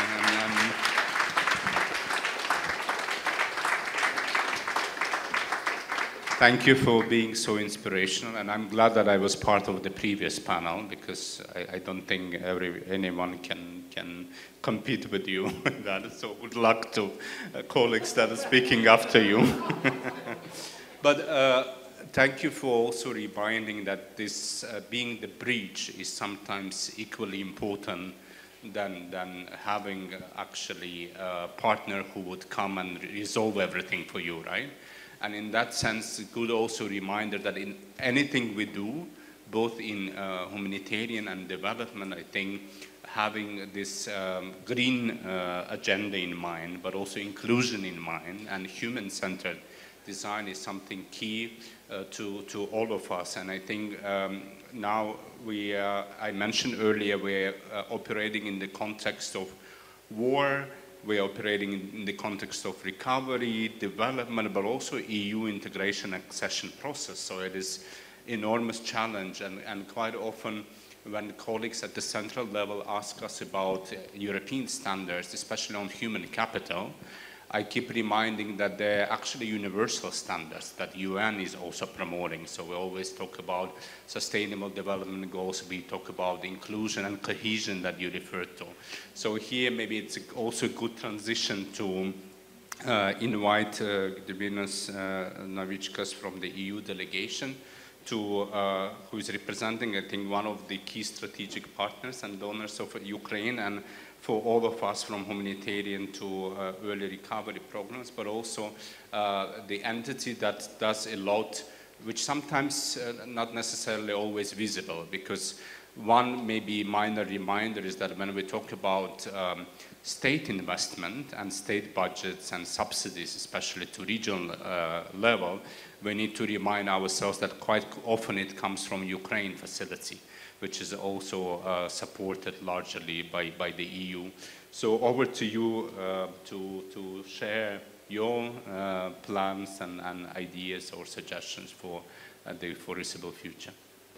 Thanks a lot, and appreciate, Munir, that you already give a good introduction to what European Union is doing. And I think whenever we're speaking and this panel is dedicated to discuss about the future, it's always important also to look not only what we're doing at the community level, at oblast level, but what our strategic goals are as European Union. So, of course, European Union is a long-standing partner, not only of the local communities, but also of Ukrainian government. And, of course, since the full-scale war of aggression by Russia against Ukraine has started immediately with EU member states, European Union has stepped up support in all its shapes and forms. Overall support of European Union is already exceeding 172 billion euros to Ukraine, and more than 63 billion euros in military support. And I think whenever we are discussing what we'll be doing next as donors, as partners next year, I think we always need to start from the very same thing that you mentioned in your introductory remarks, strong Ukrainian army. And I think whatever we are discussing, what we will be doing here in Zaporizhzhia, let us start from the very simple thing that we, as European Union, are thinking how to support Ukrainian army as much as possible. So this is, I think, the overall strategic goal for European Union, is to make sure that Ukraine is the best position to defend Ukraine, but also to defend Europe. So as we are discussing here today, colleagues in Brussels finally started, but we're always starting, even if it takes some time for us to overcome some legal obstacles or some political considerations. We already starting debate on reparations loan, because whenever we discussing about 2026, 2027, everybody understands that the needs will be huge in terms of financial support, not only in the different regions, not only in Zaporizhzhia, but all across the country. So this discussion, how we'll be using Russian assets that are being immobilized in European Union territory, how we will be practically transforming into support to Ukraine is already being discussed. And I'm optimistic that it will lead to additional support, including for Zaporizhzhia Oblast. As we are gathering here today and we are discussing, we are continue to go after Russia, 19 package of sanctions and it will be a robust package of sanctions against Russia, is being finalized. We will continue going after Russian revenues that we are generating, including via exporting energy goods and gas, but also going after the ones who are abducting, indoctrinating children, and the ones who are helping to trade Russia with the third countries who are also helping to generate extra profits. So these are big topics that come in the having less financial means for Russia to continue the bloody campaign against civilian population, but also second avenue, how we generate way more money to support not only Zaporizhzhia, but all of the country. Last thing on this, before we go into oblast and the city level, to show you that European Union is thinking long term. So while we are discussing here today what we will be doing tomorrow, European Commission already made a proposal for the next multi-annual financial perspective, starting in 2028 till 2034. And we already have an envelope of 100 billion euros allocated already for Ukraine. So we are not only what we've been doing yesterday, what we are doing today, but we already have even a plan, Munir, for what we'll be doing for the next 10 years. So I think this is always important to keep in mind. Coming to today's discussion and what we're doing in Zaporizhzhia and in different regions, I think the answer for us is very simple. We need to do it the same, with being more equipped, having more finances, but also take into account what you are telling, being on the ground, that we need to be faster. So I think that all of you, and including representatives of student population, are saying that we need to invest more into the future, especially into the human capital. And here we are working very hard to, first of all, to have the necessary conditions. It could be building of the bomb shelters, so you can continue your activities in educational field. But also the big next step is how to bring more skills so people are here, and this links to the points, Munir, that you ask how we can do it in a sustainable way. Sustainable way is to have local businesses up and running. So here we as European Union with partners are also coming in and supporting small and medium-sized enterprises. So they can also generate working places in Zaporizhzhia. But I think the next biggest task for us as European Union is also veterans integration. And whenever you look at the figures globally, country-wise, we are speaking about 5 to 8 million people, including family members of veterans, that will be needing support to integrate them in the society and generate also the working places and tax revenues for oblast and the cities. So we see from that the task is huge. That's why, as of now, we already coming with 50 million euros next EU for Recovery project that will be focused very much into the veterans integration. And one of the specific area, of course, it will be frontline regions, because here support is needed the most. I would like to mention one topic that I have not heard it today, media. And I think whenever we are discussing support to media is very important. The local media is the one that keeps connection with the local population at communities level. That is also the mean how government is being transparent, and this is how media also make sure that local population is involved. So since the full-scale war of aggression, European Union has come up with a significant package, and especially this year we came with additional 10 million euros how we're supporting independent media, especially in the frontline regions. And discussing it today, I think it's very important to underline also the role of the media. Civil society is next. I think when you are discussing about future and integration into the European Union, this is the biggest task for us, because we, as EU, we are not discussing to our partner country. We are discussing to the country that soon will be an EU member state. So here also channeling as much of support as we can to the civil society is extremely important. For the rest, I think that all of you indicated the energy.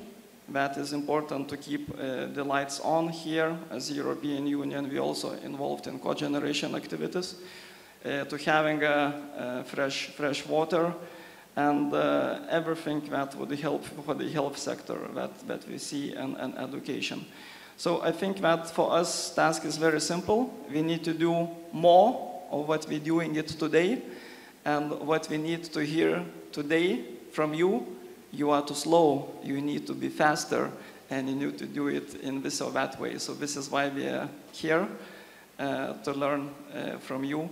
And I think learning part is the most important, because whenever we are here, I think that Ukraine in general, you are setting the future, and you are showing how it will be working in the next decades.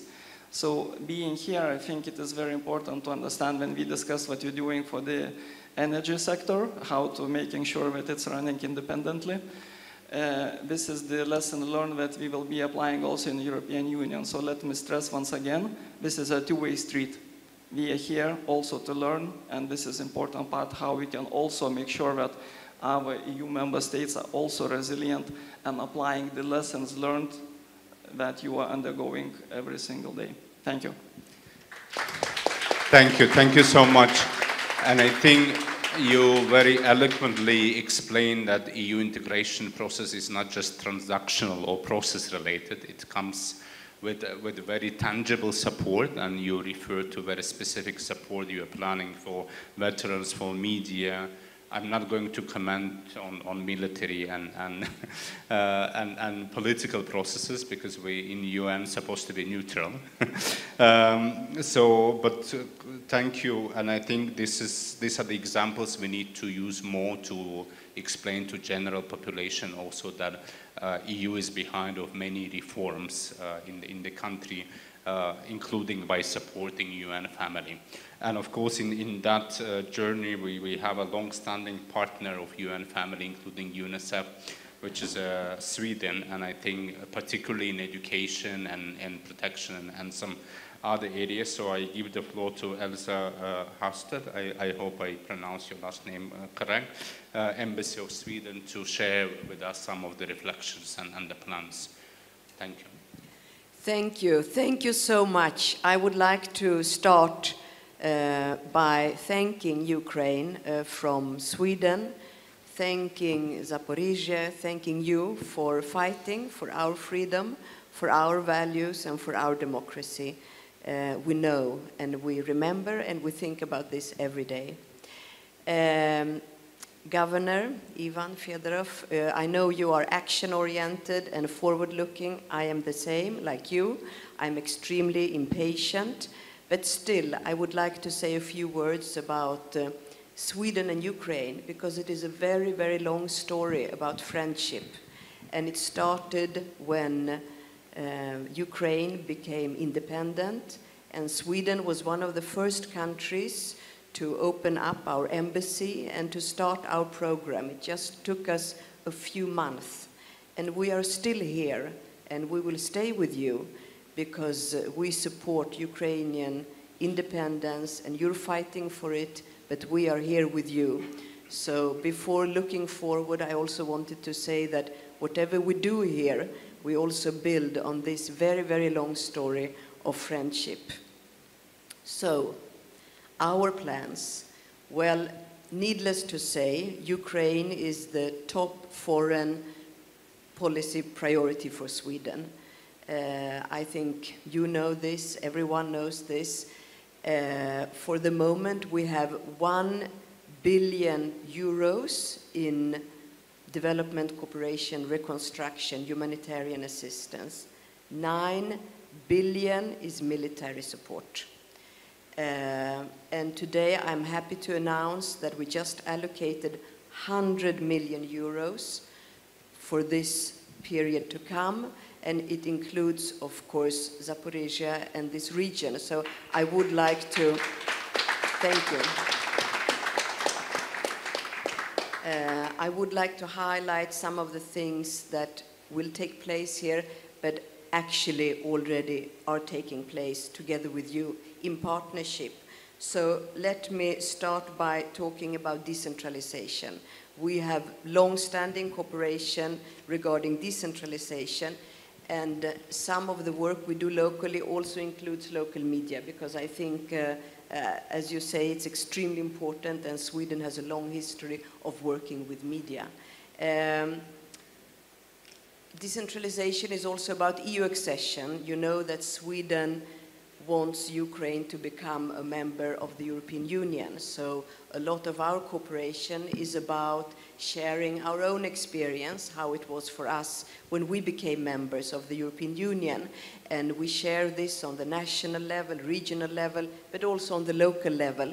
And we have a very, very big program of cooperation on municipal level.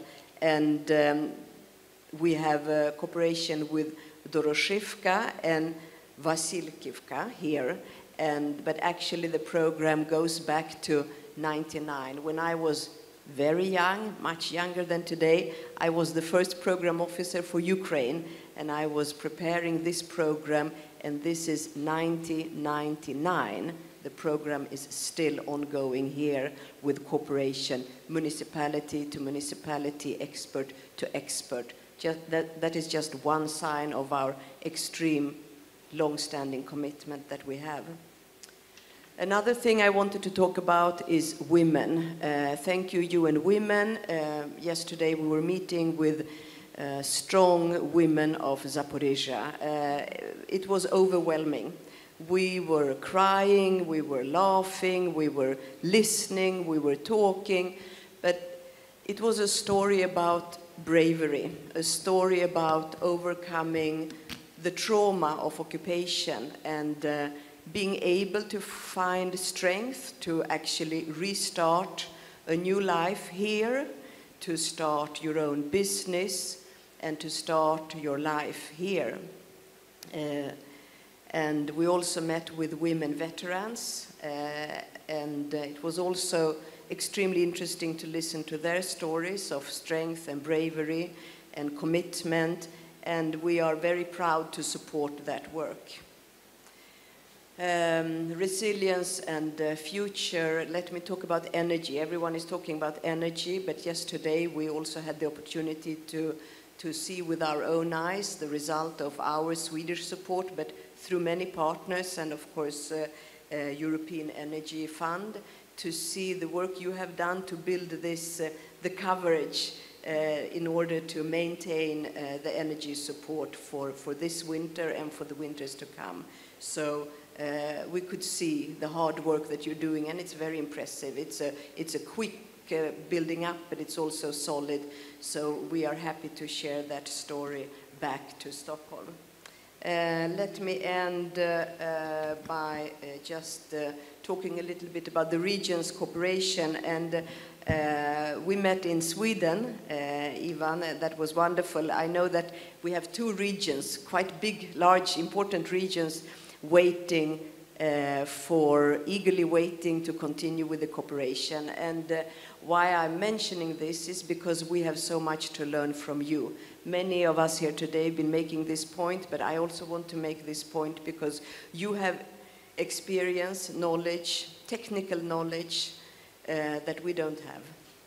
And we need to get this knowledge from you. So I both bring greetings from the two governors in Sweden who are looking forward to the cooperation. I know you already signed an agreement, but I know that we also have many regions in Sweden who look forward to get the knowledge that you have regarding civil preparedness, for example, something that we desperately need. And unfortunately, you have much more of that than we have. So with those words, we will be here, we have been here, we will stand with you, and thank you for everything. Slava Ukraini.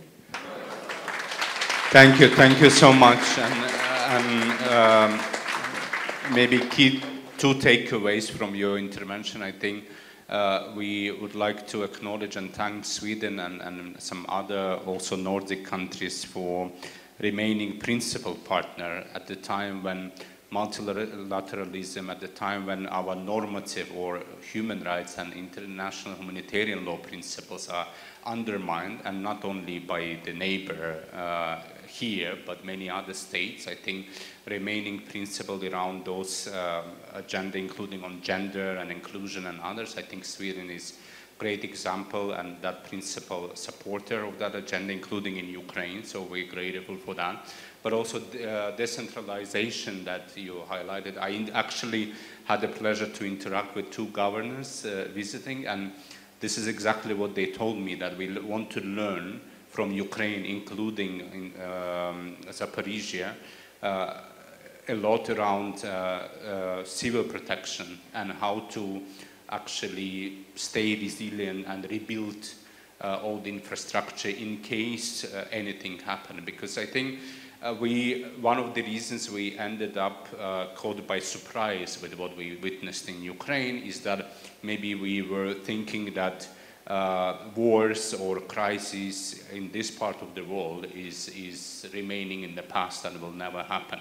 So I think, unfortunately, today's reality is that emergencies or pandemics or wars, they are not the matter of if, they're a matter of time. So we all need to be prepared. So thank you again. And let me maybe finalize. I know, as I promised, I didn't do well with the timing, but maybe mention that with practical priorities that we have heard from this session, we have shared commitment for the months ahead, and I think that's the most important. So Zaporizhzhia has to know that we are all here to show the solidarity, to support you, but also contribute as much as we can. We'll do our utmost collectively. But again, this dialogue is all about one idea, and I want to come back to that resilience is not only built through infrastructure, but also through people, families, communities, and of course leadership, local leadership, and all of you working together. So thank you for that, and I declare this panel concluded as well. Thank you. Thank you to all participants for your strategic vision.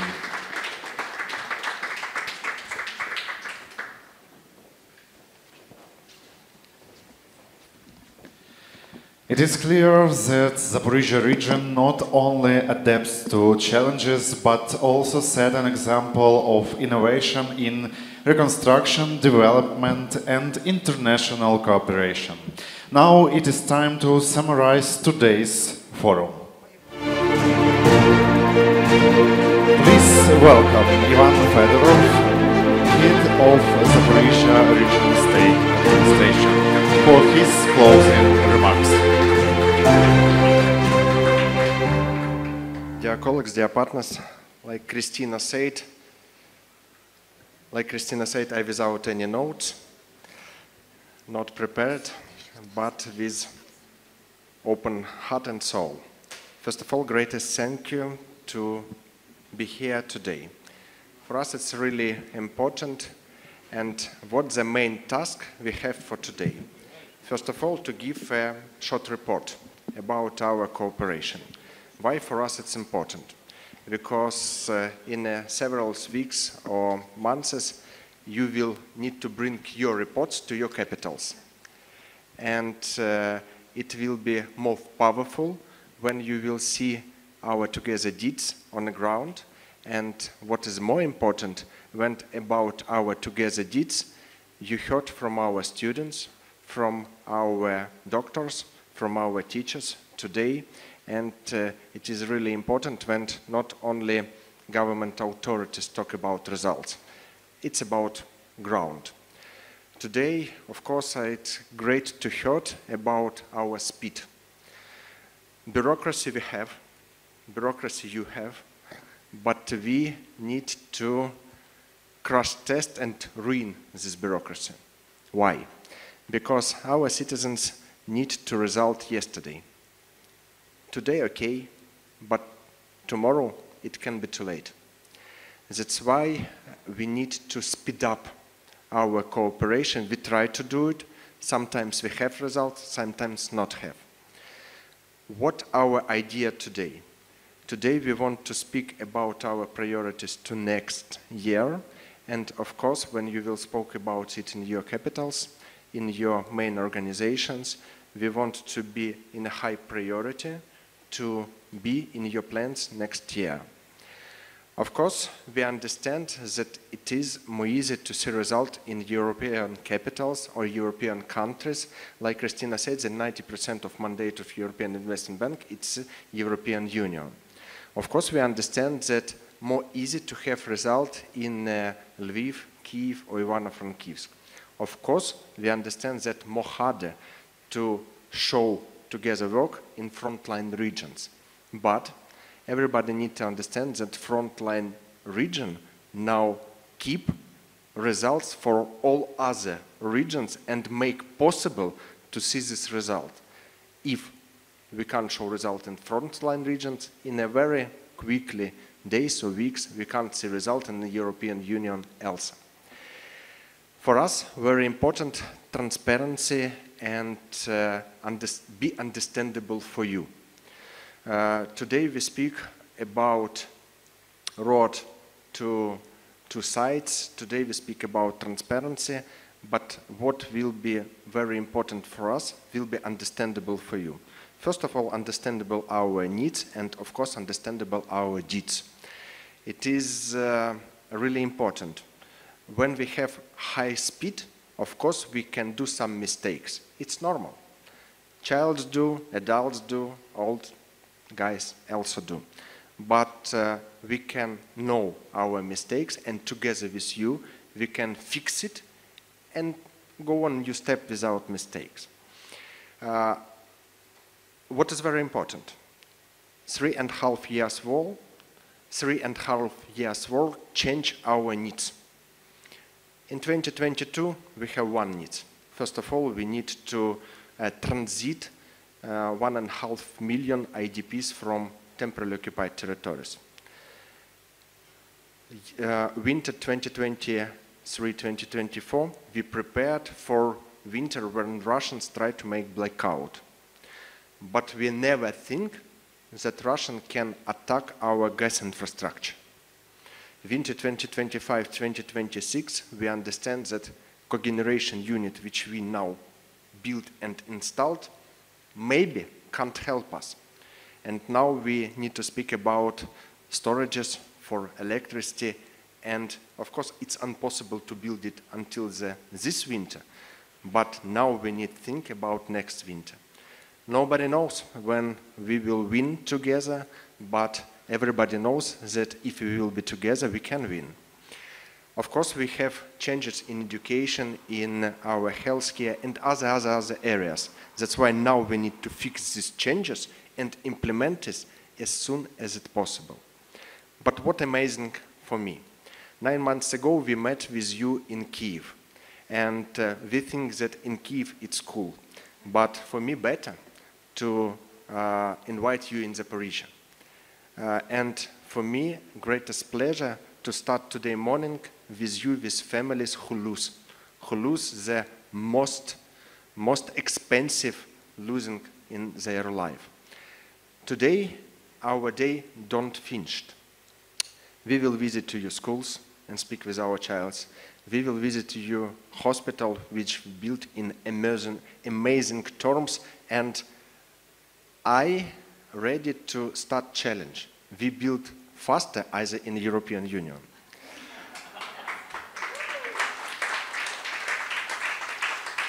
And of course, with European quality. And of course, today we will speak about our future, but what very important for me? Very important when all of you will make a reports, all of you will make a plans, and for our team, important, Zaporizhzhia need to be priority, and all frontline region need to be priority. We're very glad when new government make a priority to frontline region. And it means that, and you also together with us will make priority. Today we are in a friendship. Welcome to Zaporizhzhia. Somebody come several times, somebody come first time, but of course, our main task, Zaporizhzhia, need to be in your heart, in your mind, in the next year also. Welcome. Thank you very much. Thank you, Mr. Fedorov. Today's forum has become not only a dialogue, but a starting point for new agreements and new opportunities. Ladies and gentlemen, we now move to ceremonial sign of Memoranda of Understanding. These documents represent ongoing cooperation between the regional administration and international organizations that support humanitarian, social, education and medical initiatives in Zaporizhzhia region. We invite our partners to the sign of the Memorandum of Understanding between the United Nations Children's Fund, the Zaporizhzhia Regional State Administration, the Coordination Center for Family-Based Care and Child Development. This purpose is to strengthen cooperation in child protection, development of family-based care and creation of a safe, supportive environment for every child in the region.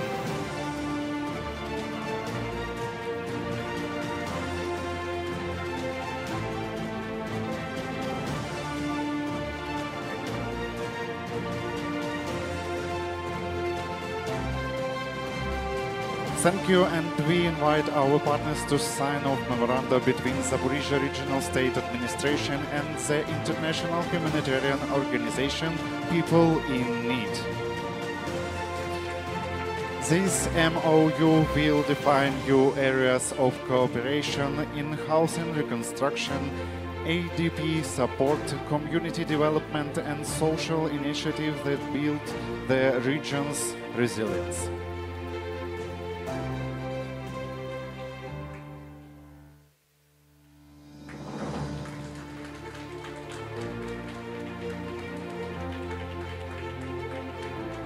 Thank you, and we invite our partners to the sign of the memoranda between Zaporizhzhia Regional State Administration and the International Medical Humanitarian Organization Medicine del Mundo.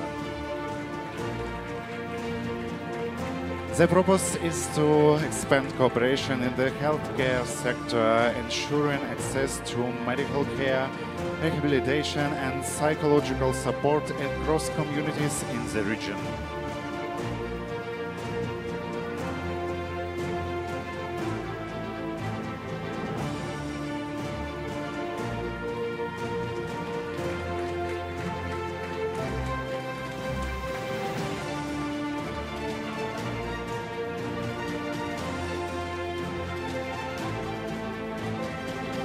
Dear colleagues, friends and partners, the memorandum signed today are not just symbol of cooperation, they are real steps forward in strengthening the social resilience of the Zaporizhzhia region. Through these agreements, we are expecting the circle of partners helping the region recovery, empower, communicate, and create a better life for every family and every child. Thank you for your trust, for your consistency, and for your shared vision for the future. Thank you to all forum participants for our engagement, ideas, and belief in the recovery and development of the Zaporizhzhia region. We wish you good health, inspiration for new achievements, and above all, peace and prosperity. And thank you so much. See you in Zaporizhzhia region, and now we only invite you join to us to lunch.